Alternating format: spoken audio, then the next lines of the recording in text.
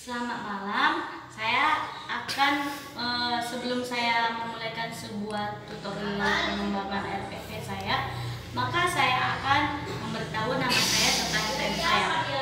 Nama saya Indah Karniati Laia, NPM 1709135. Baik, langsung saja saya akan memulaikan sebuah tutorial saya dalam pengembangan RPP. Yang dimana RPP saya membuatnya di kelas 2 semester 1, tema 1 hidup rukun, dan subtema 2 tentang hidup rukun dengan teman bermain.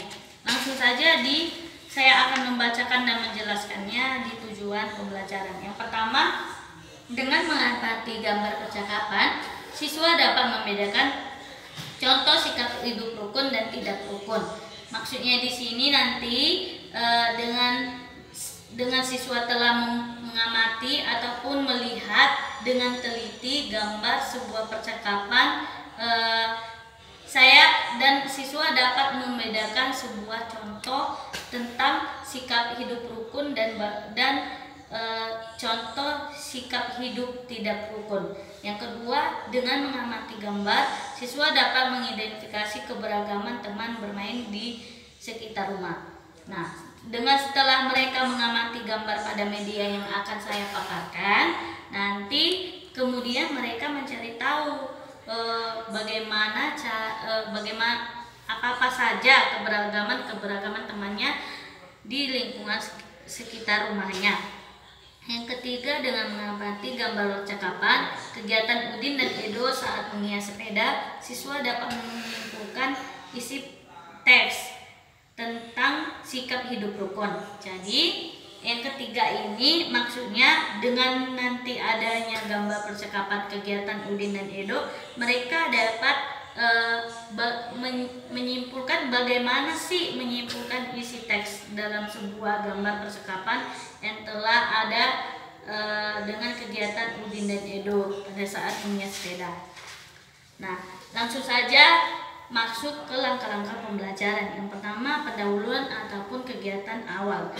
Kelas dibuka dengan salam, contohnya selamat pagi anak-anak, menanyakan kabar. Apakah kabar kalian baik hari ini? Apakah kurang semangat ataupun apakah kalian lagi sakit? Nah, saya juga tidak lupa mengecek kehadiran siswa saya. Apakah mereka hadir semua ataupun ada yang absen gitu. Jadi yang kedua, saya membuka kelas dengan berdoa. Jadi di sini nanti saya menyuruh salah satu siswa saya untuk membawakan sebuah doa. Tujuannya di sini untuk membangun keberanian pada diri siswa saya dalam membawakan sebuah doa yang di depan kelas dan di depan teman-temannya. Yang ketiga juga bukan hanya keberanian, tetapi membangun nilai spiritual mereka dan juga nilai religius mereka. Jadi yang ketiga ini siswa saya tidak lupa juga memperhatikan kerapian diri mereka serta kebersihan di dalam ruangan kelas, dan juga melihat apakah mereka siap untuk menerima pembelajaran pada pagi hari. Lalu kegiatan inti, siswa mengamati gambar percakapan Udin dan Edo. Nah, di sini ada sebuah cerita dalam buku, yaitu ini sebuah cerita di mana Udin dan Edo percakapannya. Jadi mereka mengamatinya nantinya. Jadi tujuannya di sini adalah untuk menanggalkan pemikiran mereka ataupun lebih memfokuskan pemikiran mereka pada pembelajaran agar mereka tidak ribut. Jadi kedua, bertanya jawab tentang percakapan yang diamati. Jadi di sini yang kedua ini mereka akan bertanya apa saja yang berkaitan dengan percakapan yang percakapan Edo dan Udin. Jadi tujuannya di sini untuk menanggalkan pola pemikiran mereka, bagaimana cara mereka bertanya yang sesuai dengan gambar percakapan yang ada di buku. Lalu yang ketiga itu siswa membaca teks percakapan Udin dan Edo. Nah, mereka membacakan percakapannya, ya kan? Lalu mereka amati. Jadi selanjutnya siswa diarahkan menemukan makna dari isi teks. Setelah mereka membacakannya, maka mereka dapat menalarkan pemikiran mereka bagaimana cara mencari dan menemukan sebuah makna yang dalam percakapan dalam buku. Selanjutnya siswa membuat pertanyaan dalam buku dari teks percakapan yang telah dibaca. Setelah mereka menemukan maknanya, kemudian mereka dapat menalarkan pola pemikiran mereka, bagaimana cara mereka membuat sebuah pertanyaan tentang percakapan yang telah mereka baca. Jadi mereka itu jadi di sini membangun sebuah pemikiran, menalarkan pola pemikiran siswa itu dalam membuat sebuah pertanyaan. Selanjutnya, siswa saling menukarkan pertanyaan dengan teman sebangkunya. Jadi di sini setelah mereka membuat pertanyaan, mereka akan menukarkan kepada temannya. Tujuannya ini adalah untuk saling mereka berkomunikasi ataupun secara berdiskusi bagaimana cara mereka itu dapat menjawab pertanyaan yang telah diberikan teman sebangkunya, dan juga membangun penalaran pola pikir mereka. Jadi juga selanjutnya siswa membaca teks bacaan tentang hidup rukun. Nah, di sini ada sebuah teks yang dimana tentang Udin dan Edo. Jadi di sini ada teks. Setelah mereka membacanya dengan mengamatinya, jadi di sini saya akan menyediakan juga sebuah media yang dimana gambar yang telah saya bawakan. Lalu yang gambar yang pertama saya akan menanyakan, apakah ini hidup rukun atau tidak?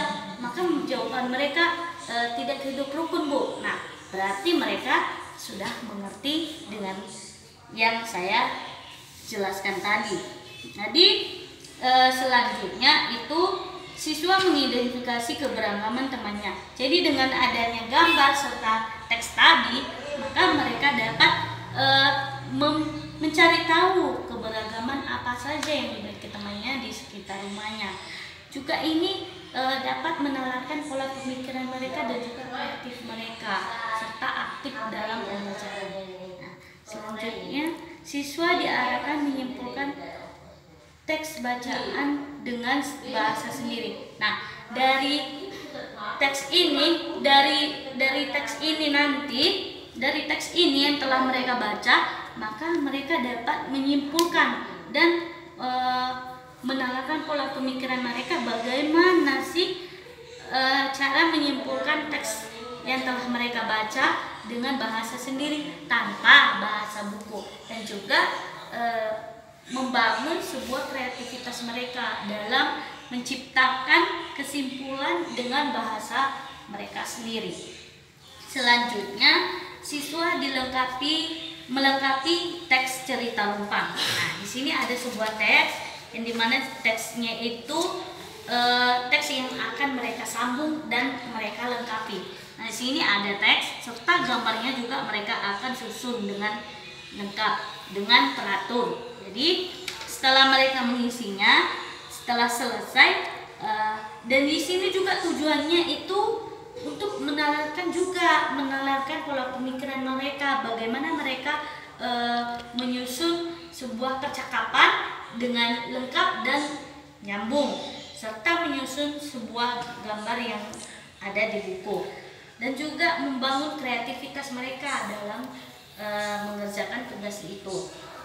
Selanjutnya, siswa menceritakan pengalaman dari sebuah teks Lumpang yang dilengkapinya. Nah, setelah mereka selesai, saya menyuruh mereka membuat sebuah contoh ataupun membuat sebuah percakapan tentang pengalaman yang pernah mereka alami. Jadi, seperti contoh ini kan Udin dan Edo tentang menghias sepeda. Nah, mereka akan membuat sebuah cerita tentang pengalamannya bagaimana.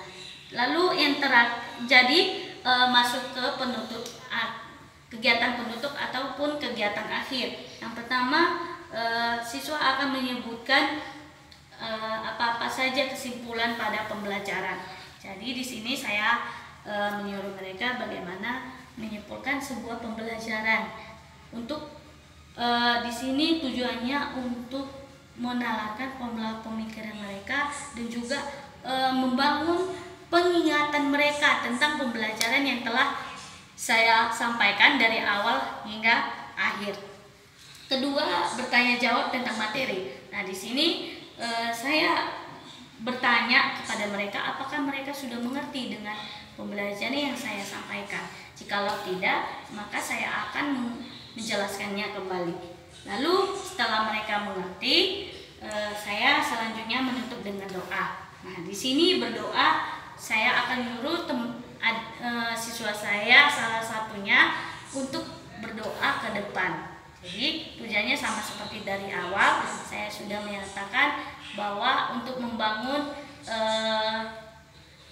percaya diri mereka ataupun keberanian mereka dalam berdoa di depan kelas dan di depan gurunya serta teman-temannya. Ya, jadi di sini sistem penilaian saya, evaluasi penilaian saya yaitu ada dua. Yang pertama itu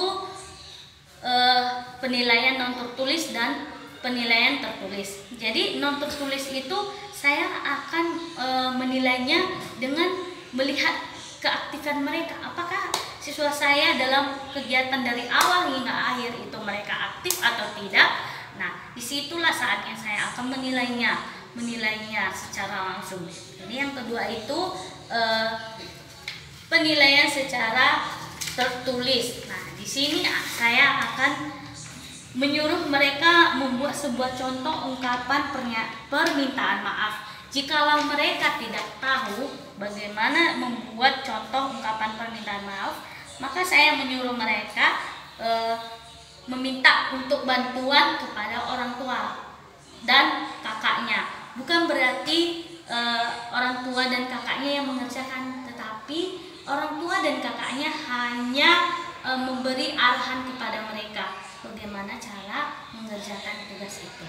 Jadi sekian dan terima kasih. Saya ucapkan shalom.